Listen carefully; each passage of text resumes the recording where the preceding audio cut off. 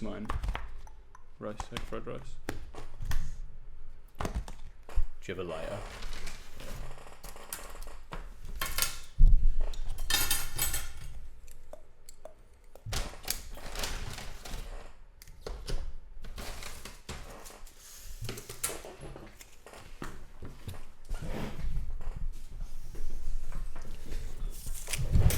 Oh.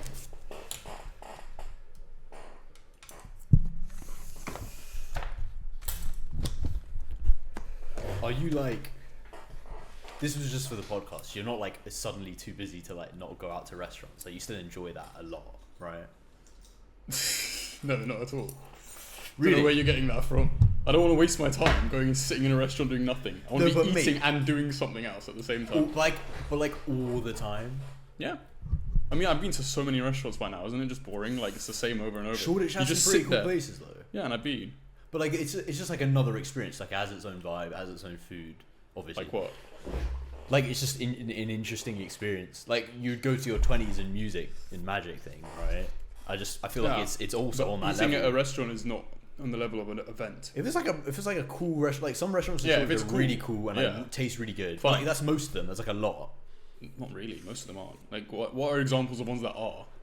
There's I don't know. We always go to new places, me and Prisha, and they're all like phenomenally interesting. Like what? Like, we have a whole list, right? Like, we went to Llama Inn, and then that has that rooftop thing, and you guys didn't know about, and like, you know, all these things. And like, some of them are like okay, but like,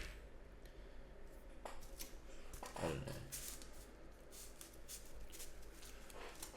That like, I feel like that's gonna be above my threshold for what's interesting for like quite a while, even if I get as to the point where I'm as locked in as you. I feel like if you had something that you just enjoy doing, like creative, you'd just rather be doing that all the It time. overrides like fucking everything though. Pretty much. Or is it just because you don't care about food specifically as well? No, I do. I have the taste of it and eating it. I'm like big on food. Though, like, You know what? I'm already really annoyed by how long it takes to obtain food. It's just so boring at this point. well, I know that because you try with your Huel and your Y food and all your shit. Let's make it efficient for myself, like Deliveroo and shit.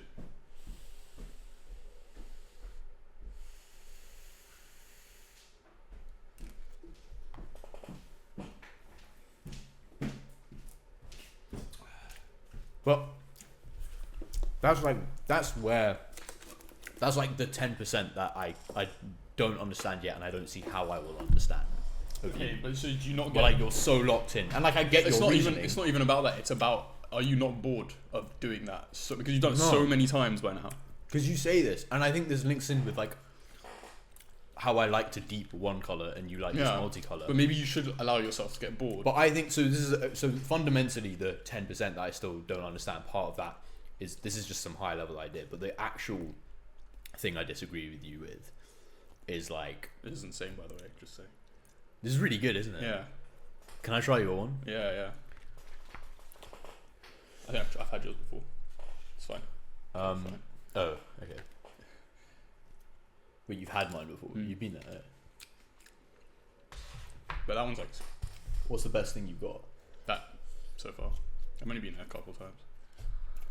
Dance the night away. Pretty good. It's very samey. It is? Yeah, it's like one It's type. more salty though. That's also samey. That's like waterier, more watery. It's nice though. I like it, but it's Pretty good. Yeah. I was gonna say the fundamental thing we actually disagree on, instead of like using loads of examples, is that I'm actually valid in deeping single colors and like sometimes preferring that, and like I think there's more depth in the deeping of a single color than you've given credit for. So like that's why I fundamentally don't get bored of restaurants, and I don't get bored of like, I don't know, the same girl I've like a lot of the time.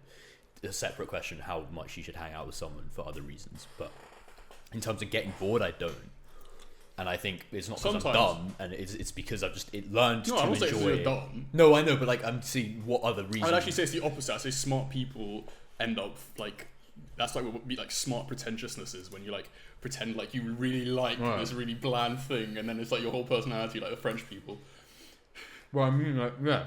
You don't want to be like that. You want to be like a kind of animalistic child. You kind of want to be dumb in that you like get bored of things easily, but you also have to be smart in the creative sense that you can find new combinations so that you don't get bored. But you have to trust. You need to prove yourself. So this is what I'm saying. So like by dumb I meant default intelligence, because like I think it's also this thing about like, oh, intelligent people have more anxiety, intelligent people have all of this, right? But fundamentally, if you're really intelligent, you actually figure out how to get past all the typical intelligent issues. Where like, oh, intelligent people like are less happy in life because they think about their existence so much. But it's like, no, figure out how to move even past that. Yeah. But I think I'm also moved past that, where I'm not even coping with like the pretentiousness or anything. It's actually like something that I figured out can give me dopamine. Maybe you've got from like more of a first principle. But I don't know if you've fully moved past that. Who knows if I've moved past it or not? I just think that there is more enjoyment to be gleaned from deeping a single color than you've currently figured out. Because slowly, maybe I started off a bit pretentious or something, but I think slowly for sure I've kind of first principled it and I actually prefer it in that way. Fine. Maybe you're better at like being able to enjoy the single color things. Yeah. Because you give more time to it. ADHD as well. Yeah, and you can handle it more. But I don't even think it's even worth like bothering. Like, yeah, you can, and maybe you will get slightly more enjoyment out of single things than I do. But I'm always able. I think it's much better to always be able to combine everything. Yeah. Because I don't, fundamentally it is a trade-off currently, at least, because I don't do that. Yeah, I mean, you have like a limited amount of time in the day. But okay, yeah, I just think, again, everything's on a scale. And I think on this scale of blending things to single color deeping, I think you're slightly too far right. And I'm definitely too far left currently, but I'm trying to get close to you. But I think your balance point is just wrong. Well, no, I disagree. I think I can still enjoy single color things quite a lot. They just have to be. They just have to be new enough. What? So what are things which are still worthwhile? So like hanging out with Sonny at least for 2 days a week is still worthwhile. Yeah. But only if going to restaurants isn't. So like, what still is? Because to me, that's like, chilling with your girl and hanging out at a restaurant are very close. Fine. Yeah. True. So I've combined the two, right?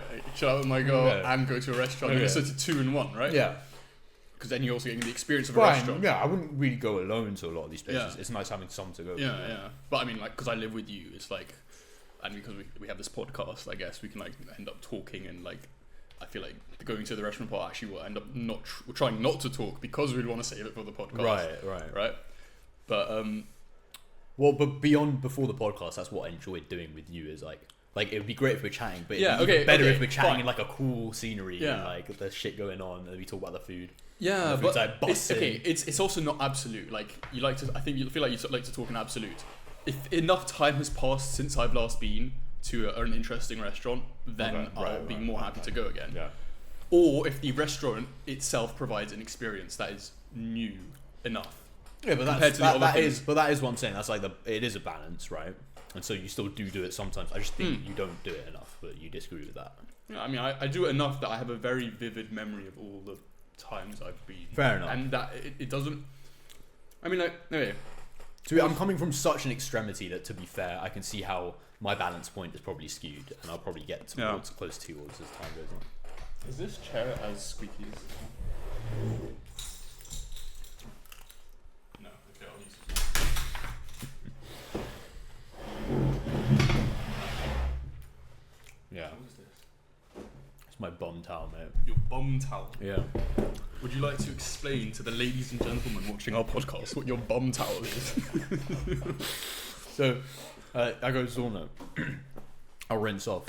Actually, this isn't in like a good tangent, but anyway. Yeah. I go to sauna, I rinse off, and then I'm wet. So, and sometimes I want to do things before showering, like eat food or something. Oh, you don't shower in the gym? No, I just rinse off in the gym because I'm like, you live 30 seconds where you can shower with all the shit that you have that you need. Well, I've got a skincare routine. I don't know about you. I started. Oh, you have a skincare routine. Well, it's one. Is that why you have 2 massive dots on your forehead right now? Mate. I haven't got shit, and I don't touch. Normally, this is rare. This is first time in like years. Maybe it's the oily eggs and bacon you've been eating. No, it's actually funny you mentioned that, mate. Thank you. Yeah. It's actually because I've been hanging out with Prisha more, and she has a very different diet to me, namely higher in carbs and sugar. It's funny how that happened right on cue, isn't really? it? Isn't it? It's funny. Wait, she has that diet. Does that mean you have that diet?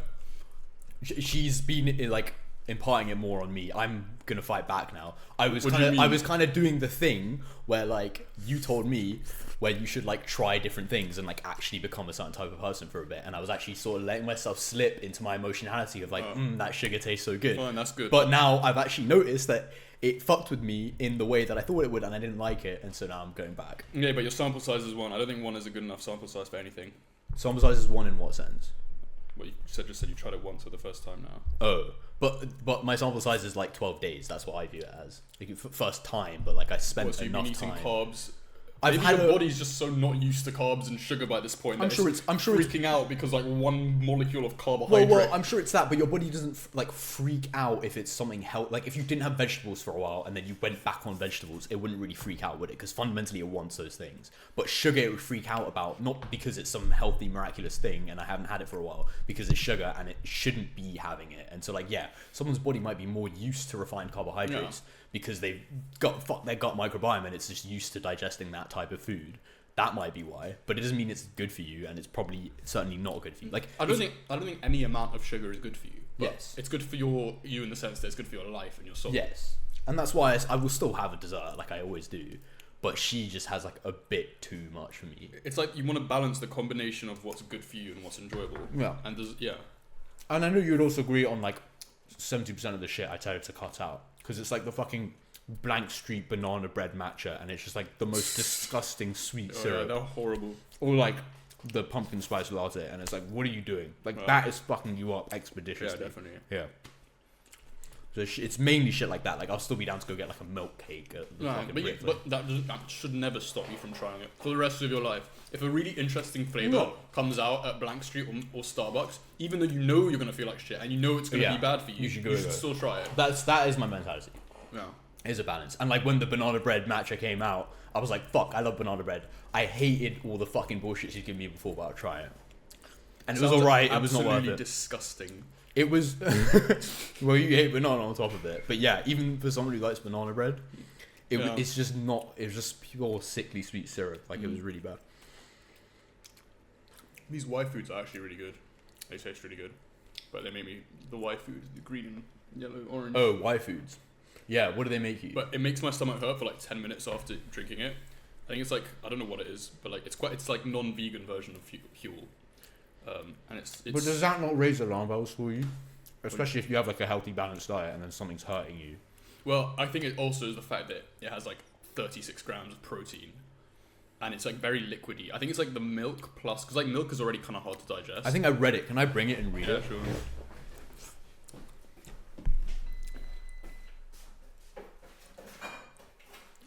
I think it's too artificial, whereas Huel is like made from like actual food extracts. Yeah. Well. Additionally, the thing that I had with this was that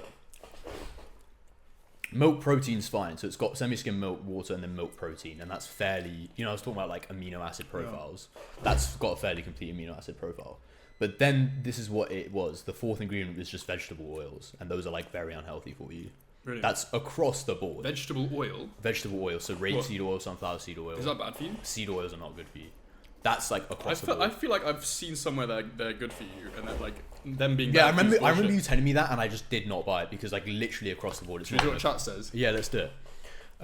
Fundamentally, because they're high in omega-3s, and omega-3s increase inflammation. That's like a very mechanistically confirmed thing. Is sunflower oil and vegetable oils bad for you, and why? Please don't be Welsh. Oh, it's Welsh. It's actually Welsh. Give it a hey chat GPT. Hey chat GPT. Hey chat GPT. Are sunflower oils and vegetable oils bad for you, and why? Pardon me. Right, finally. Can be part of a healthy diet, but their impact depends on how they're processed and used. These oils are often high in omega-6 fatty acids, which, while essential, can contribute to inflammation if consumed in large amounts without enough omega-3 fatty acids to balance them out. So what if you haven't enough What did I say, chat? Yeah, it is about the balance, that's true, but I think there's other shit as well to do with it. So it says when it's refined. Yeah, but those are refined seed oils. Can't yet unrefined. Like extra No, virgin. like unrefined seed oils are like if you got your sunflower seeds pressed from the farmer kind of thing. But in everything that you could buy at Tesco has been through like a strong refinement process. It literally used to be motor oil. A lot of seed oils that we drink today. Not that Okay, but implies anything in and of They itself. come from seeds, right? Yeah, but it's not. It's just not healthy. Like I thought the same thing, and it's just not scientifically across the board, mechanistically. Like that's a fairly confirmed thing. What's the word I'm thinking of? Mechanistic interpretability. What does that mean? Have you heard of that? It's like interpreting based on the mechanistic things. Yeah, that's the word that the AI researchers like to throw around a lot.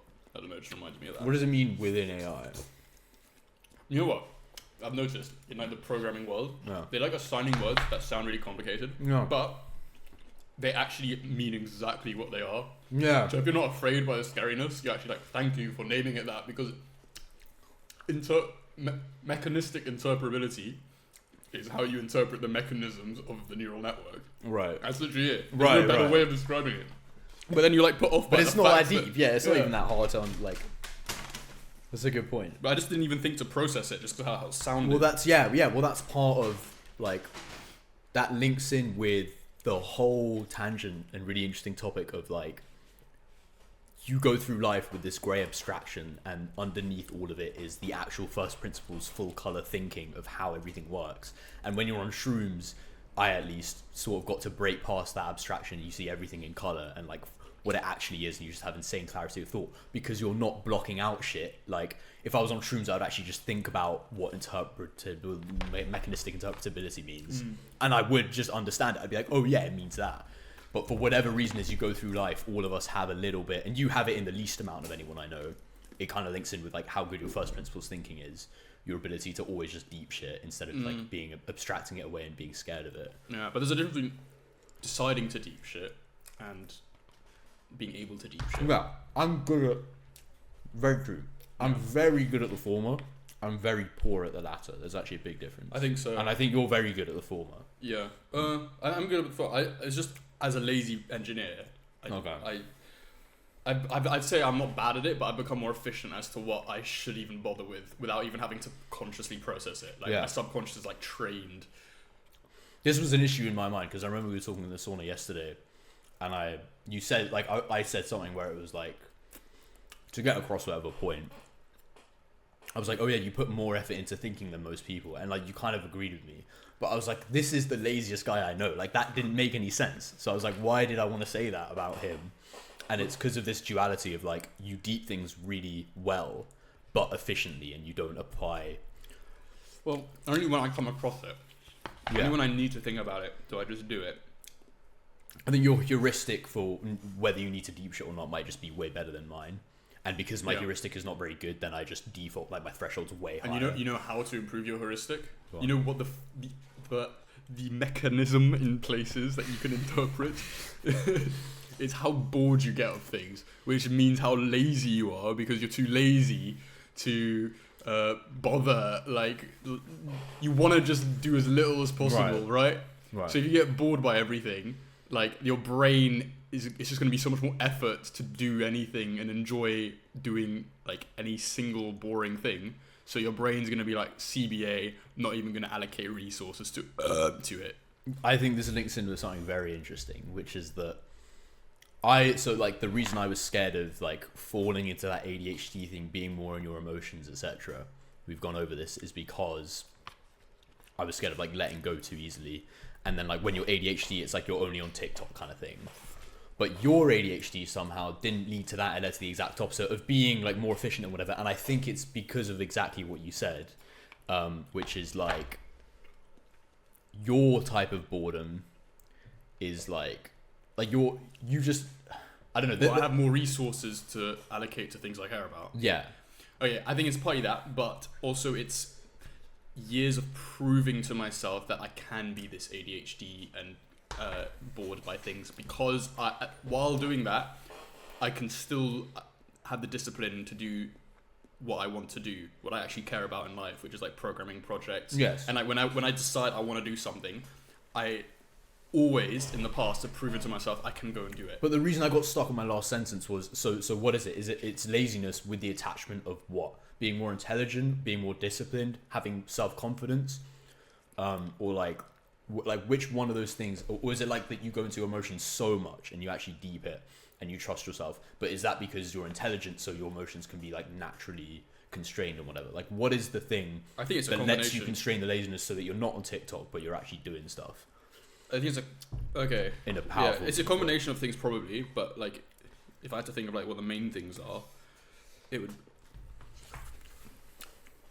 like, I also am like, I do fall victim to like doom scrolling on TikTok, and I have like some days or even periods where I just be like, oh fuck it, I'm just gonna stay in bed and watch TikTok for a few hours or whatever. And that's actually really nice, and I like it because like I'm enjoying life. I'm just chilling because I don't really just chill and do absolutely nothing. But that'll be like 1 day a week for you max, right? Or maybe like a week for every 3 months, or like, Okay. it depends, like just randomly. Right. I don't know, it depends. But like, but the default is like people do that every day. Yeah, and yeah. like you're not like that. So as long as you know deep down that your default is not that, then you feel okay doing that. Yeah. Because you can trust yourself that that's not gonna, you're not gonna become, you know, the person you don't want to become.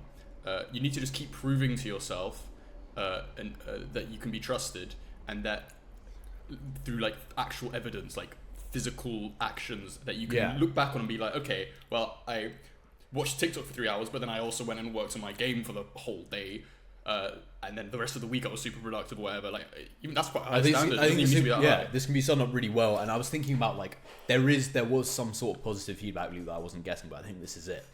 You're describing like this positive feedback loop of you finally have the discipline at some point to do something productive, and then that feeds back into you can trust yourself more and you have more self-confidence, and just by doing that lets you do more shit as well, Because you're more and relaxed. etc. Yeah. But it's kicking off that flywheel, and so I was in that flywheel at certain times, and that's exactly what I meant when I was in the sauna with you yesterday. Is like, I don't have experience of kicking off that flywheel, but I have experience of being in it, because I sort of did the kicking off just by copying you. What, so you just wait until it happens, and then when you're in it? No, so it was sort of like I would see my bro doing Xcode, and I'm bored during the summer because I wasn't going out a lot, and I was like, okay, fuck, like I should probably just like really try at this because like I look up to him or whatever, right?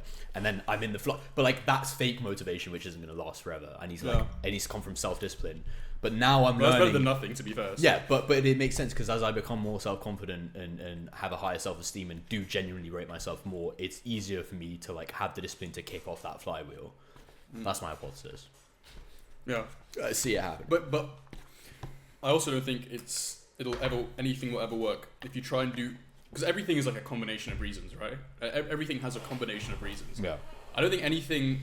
There's like always gonna be main reasons and then like side things that help. Yeah. Whatever it is, like that the reason. If you do all the side things and not focus on the main thing, It won't.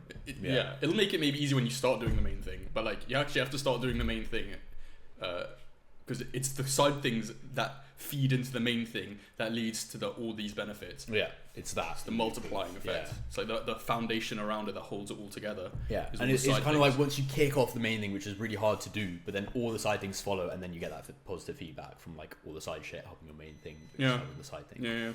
What's that beeping? It's just but basically what we're describing is a lifestyle. I think it's the dishwasher. Oh. Yeah, kind of is a lifestyle.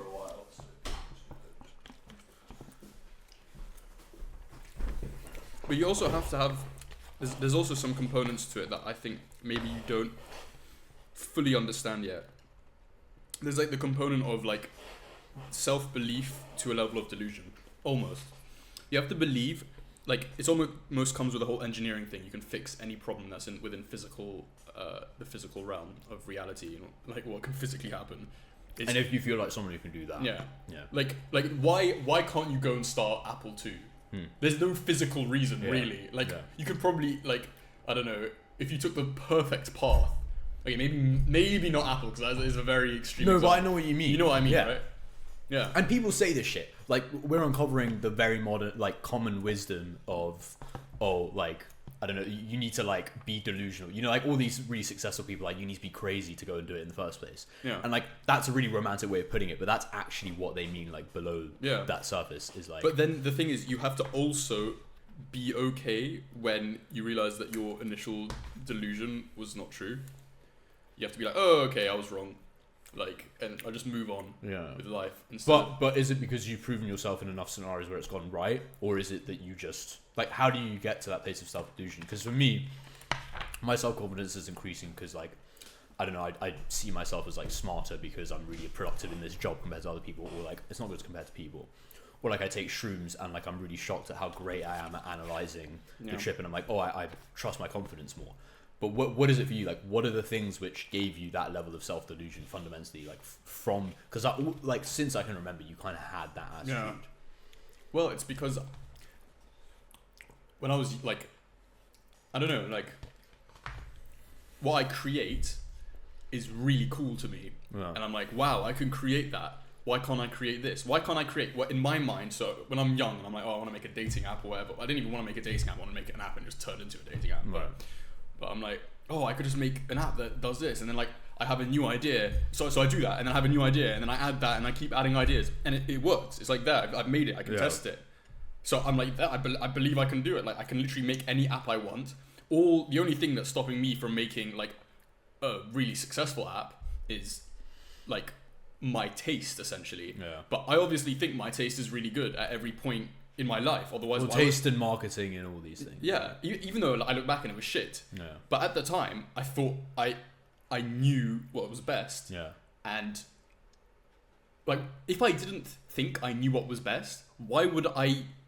Like, you ask yourself, why do you think that? And then you change such that you now believe that what you think is best.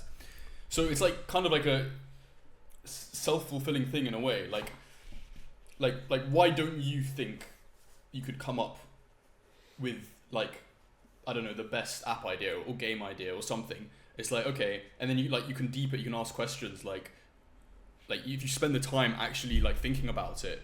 Like, okay, it is hard to come up with like random ideas out of nowhere, but if you already have an idea and you like deep it, you kind of like go through the process of like asking like questions, and the only limit is your taste at that point in time, and then later, after you've done that project, whatever, your taste is now more developed, and then whatever you make now is just going to be better than before, and then you can see it getting better. Yeah, I see what you're trying to capture, that idea of like, I'm thinking of that where it's like you're on the right path, and that alone lends you legitimacy, and you know you're gonna like cringe back at your taste in 10 years, but it's the fact you're cringing back at your taste in the first place, which like, you know, you're just a right person, like, and you're not fucked up, and you'll keep getting better, but fundamentally in the moment you're still not like a fucked up person. Like you're as great as you can be in that moment, and that's enough for self-delusional levels of. And like, the reason I always appear so confident in myself, always, even from as young as I remember, it's almost like I'm looking for someone to prove me wrong so that I can grow.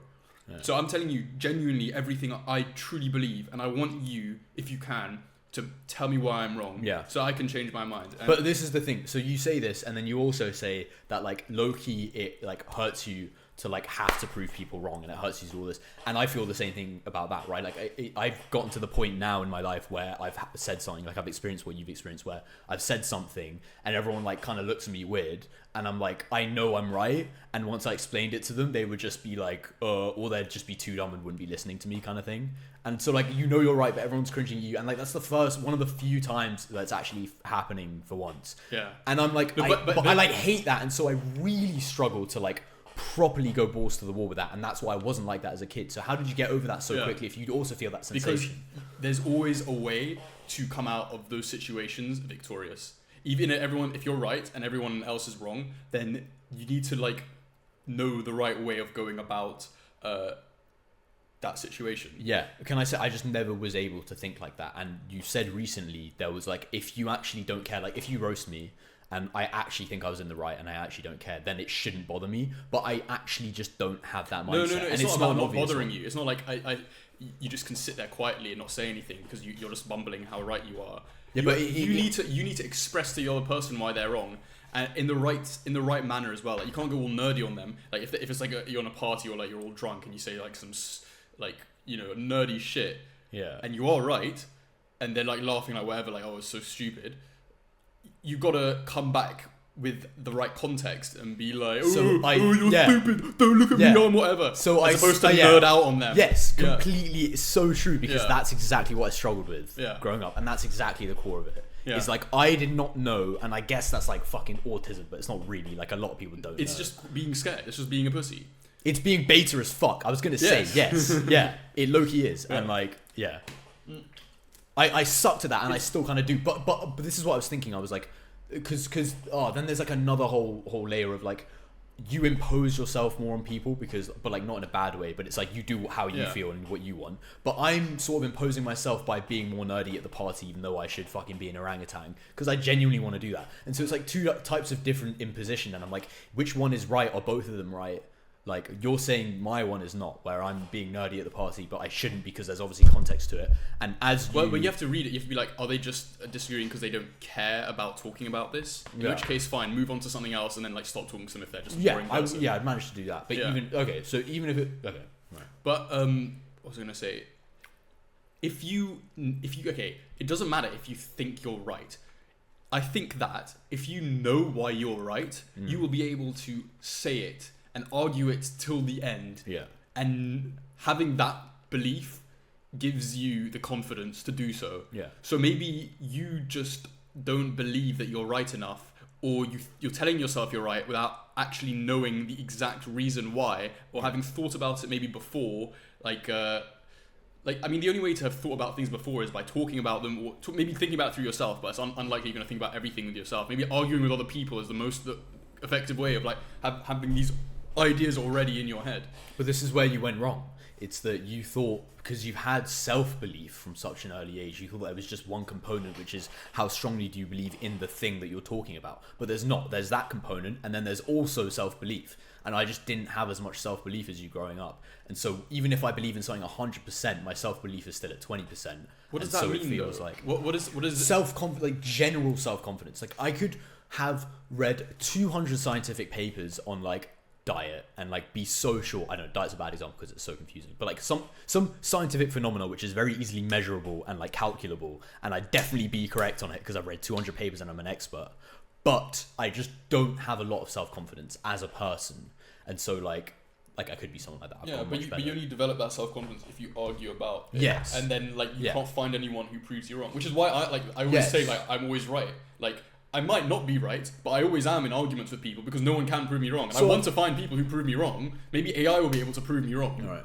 No, yeah. Which is why you like having conversations with people like me, because I can sort of like at least, and like I've got logical people. Yeah, like and I've realistic, got logical people. Yeah, and I've gotten to that point. I've gotten much better. I have so much more self-confidence, but I didn't have it. Like, I only got more self-confidence because of life experience and like seeing firsthand that I'm like, oh yeah, this guy's got it wrong, I've got it right for sure. And that happened like so many times, and more recently as I've been getting older.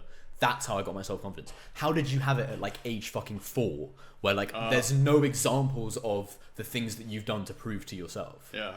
Because that's what it was for me. I was like, how do I know that I'm rock that much? That stems from the other sort of, I guess, like, is it side of ADHD? It's just like doing things and not really caring like what people think about you, like just being weird, expressing your true like whatever feelings, like being a bit cringe, like not being self-aware. Well, I'm quite self-aware, but like when I was like super young, I guess I wasn't that self-aware. But I was just like, oh yeah, like la la la, like, you know, just being like a crazy little child, and like obviously being like that, you're gonna get a lot of like, you know, bullying and hate. You kind of have to not care about that. And what the superpower of ADHD is the ability to dissociate. And you can dissociate from whatever you like, including all the hate that you get. And it doesn't really affect you because you're like, whatever, I'm not even going to think about that. Like, just pretend like it doesn't matter.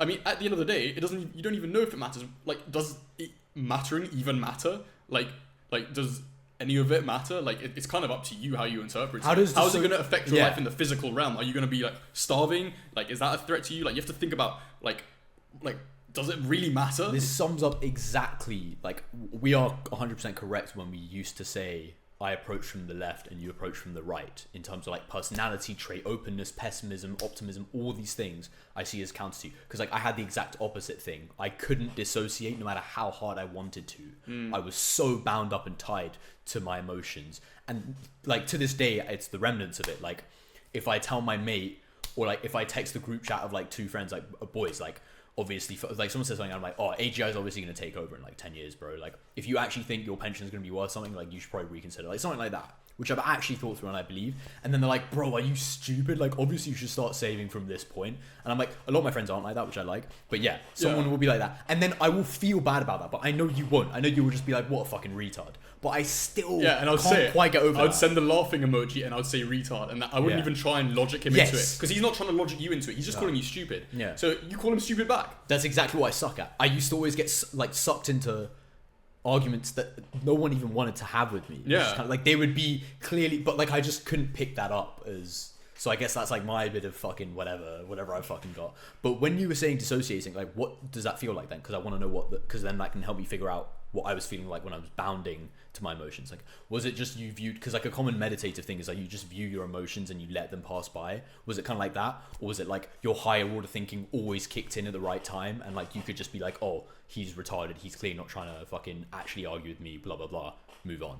Because like I would just get caught up in it and I'd view them as a human. I think it's just like very empathetic and sympathetic, where it's like, he said something, so I feel the need to retaliate because otherwise it'll be awkward for him. Do you know what I mean? Like I don't want to make it awkward, like that type of thinking. I mean, I used to be more like that, definitely. Yeah, and so did I. Yeah, no, but I used to be more like, I don't want to be awkward for him or like whatever. And I'd be overly nice and like too simpy to people. Well, that's why you mentioned it, right? You don't like proving people wrong, etc. But it is just something you have to get over, and I'm on my journey to getting over it, and you're well and gone. I think it's like probably quite natural. I think it's like a natural side effect of ADHD, being able to dissociate. It's because of getting bored. I think it's because your brain is like if it gets bored, and by getting bored I also mean just like not liking the thought. If your brain doesn't like the thought it has and it's ADHD, there's like a billion other thoughts just waiting to be had that your brain will just go to, because it's like, yeah, whatever, fuck, like I'll just go to you just like keep thinking of so many, like your brain is just like all over the place. Like that's ADHD. And that's why ADHD links to anxiety, because anxiety is sort of like letting your brain run 100 miles an hour here when you should be dealing with the problem here. Yeah, so again, for me, complete opposite. It's kind of like the bad thought came in, and I'm trying to fucking swap to different thoughts. Like, I'm trying so hard, and it just won't. It's just there. Like, it's like the other thoughts I'm trying to swap to are see-through, and I can just I think what you can do is, because you obviously don't have ADHD to the extent that I have, probably up to some degree, I don't know. Everyone does. Yeah, but like, you don't have it like to the extent I do. I think the best thing you can do is kind of like exposure therapy. So, which kind of takes not being a pussy, which is kind of like self-conflicting. Yeah, it's the flywheel that you have to get started. Yeah. But like, you are pretty good at you have the ability to force yourself to do things. Like exercise wise, I'm sure other things wise, like exams, revision. So you have that ability. You just need to apply it to other things. Yeah. Like things that you are uncomfortable with. To expose yourself to them, and that definitely, I think, is probably the biggest thing that makes it easier 100% to stop being a pussy, is just to expose yourself. Yeah, fundamentally it is fear. Like, even if it's like, I finally fucking started working on my video again, right? And like, it's not a good example when I reworked on it because I wasn't too scared of it. I've just been quite busy, but like, there would be times where I just wouldn't want to open the script and like finish it. And I'm like, fundamentally, why? Like, I'm not lazy. Like, I can do all these things, and I know I'm not lazy. It's fear of like, I don't know, you're writing something, you have to make it, you have like the responsibility of finishing it. Like, what are people going to think by the time I've finished it? Like, all these things. Even if I know what I'm writing is fucking fire, even if I know I can put thoughts together really well, and I can edit it well, and like, I've got a sensibility about it. But if you think about it logically, like, I'm assuming you'd probably arrive at the conclusion that it's all of that fear is good to have, right? From a logical perspective. Would you not agree? Like, would you not have thought that on your own? No. Really? I would have thought that it's just point blank better to be self-delusional about how great you are and like get rid of all those hesitancy things. Because for me, it's plagued me for my whole life. Yeah, so fine. much. But obviously, if you cannot control it, which is what we're talking about here, like, you have the fear. Like, obviously, I have fear. Like, it's not like, you know, much less than you, but like, everyone's scared of some stuff. Yeah. Like, it's not like you can control it really. Like, you can dissociate from it, or how do you deal with it? Yeah. I don't really dissociate that much anymore. I do for things like intentionally in a way. I Have think, I seen you dissociating before? Like in no, what no, sense? it's not like something you see. It's I not like I'm in know. a different state of I mind. know It's that. it's just me deeping the idea of just not caring. Like, okay, cool, bro. You're trying to roast me. No matter how good you are at roasting me, Yeah. I'll just like sit here laughing, not breaking my like cool whatever. Yeah. Just being like, okay, cool. I know the worst case, if I have nothing to say in return, I'll just be like, cool, bro. Yeah, nice one. And that's what most people do. They're just like, yeah, cool, nice. Because they actually can't argue. I don't want to do that because that's like that's the sign of weakness for me because I want to argue back first. But you do it for different reasons than the guys who do it otherwise because they have nothing to say. Yeah, you do it because you genuinely are like in this state of like, fuck off, I'm not doing this. Yeah. Like, I don't have time for this shit. I've definitely like over the years got like pursuing beef and conflict more and confrontation more. Is that because, okay, well, that's another really interesting thing. Yeah. I didn't really know what I was going to say. Yeah. Is that because... But anyway, like going back to the fear thing, like, do you think it's good for you? Do you think that the result of you finishing the video, posting it, and after that you look back and you posted it and you had all this fear and now you can see, like your brain has now learned how next time, like what those fearful thoughts. Yes. Like you know how to handle those fearful thoughts, and right? that's how you stop proving to yourself, and that's how you kick off the But that's the only logical. Yeah. Like what is bad about having the fear? Well, so- What's stopping? Why is the fear stopping you essentially? If that's the case, why is the fear stopping you? I think it comes down to, in a cosmic like perspective, just being less scared of like existence. And I know that sounds cringe, but I actually think that's what it comes down to. Like you're just less scared of this existence, and it came out when we were watching Hereditary. And like the mother became headless, and there was the three naked guys. And I've she seen loads of horror films. It fucking devolves into the most surreal bullshit ever. Yeah. And like she's flying into the shed, and then you asked me, And that would have freaked me out when I was younger, and stuff like that did. But really. I was okay, so I wasn't even that. So for context, like I was 19, and you were whatever 4 years older, right? But I was like, if that started happening, I would kill myself. And you were like, bro, like, what do you mean? Just enjoy it. That. And so it's kind of like, I fear a bit more in a cosmic sense of like, I don't understand why we're here. I don't know why we're here. And so that makes me doubt everything else. It's just blanketed by this fear of existence in the first place. And I think you don't have that. Okay, but okay, if you were in that situation of the Hereditary and everything was just like fucking falling apart I would be around like, what the fuck? Yeah. Like, but what else can you do? Are you gonna kill yourself, really? Because if you're dead, then like that's like the worst thing that could happen to you, right? So you wouldn't kill yourself. So you just do the second best thing, which is survive as best you can. So I probably would agree with that now. I have to argue as 19-year-old me, which would have said, it's fear. It's always fear of the unknown, and like I don't know how bad this could get. Like wacky shit is fucking happening right now. Are you worried that you'd be tortured and then like? Yes. Okay. Like what if I'm chained up for 1,000 years and tortured? Like I don't want to say it because it sounds silly, but like that's really where my brain goes. Fine. Like how bad can it fucking get? But is that really where your brain goes? Like tortured and chained up, or is it like there's a small chance you could be tortured, and then in that case, even then you could kill yourself if it was. But that you bad, could like as a backup to plan. me. So like it's pathetic almost how wild the brain runs. To me, it's like I won't be able to kill myself. They'll have me in the exact position where I can't do anything.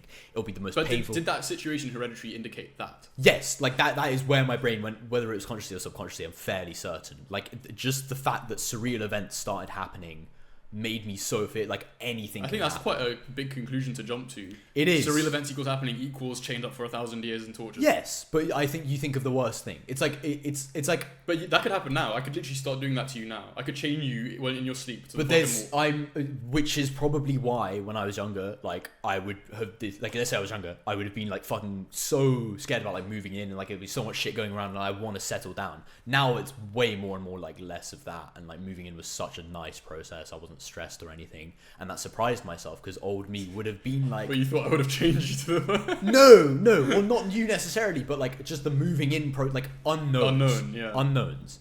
And like I think in a cosmic perspective, when you have the question mark in your head, it's like something good is behind it, and in my head, it's like the worst thing ever is behind it. Well, the only way to train yourself to be okay with the unknown is by exposing yourself to it. Yes. And seeing the conclusion and seeing, oh, it wasn't that bad.